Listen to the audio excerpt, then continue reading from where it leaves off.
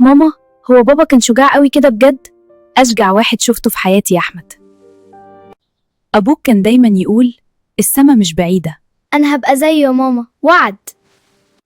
أنا طيار فوق السحاب. ركز يا أحمد، المسألة مش صعبة. بحاول يا أستاذ بس مش فاهم. يمكن مش هعرف أبقى زي بابا، بس مش هفقد الأمل. أنت شاطر يا أحمد، بس محتاج تثق في نفسك عشان توصل لهدفك. حاضر يا أستاذ.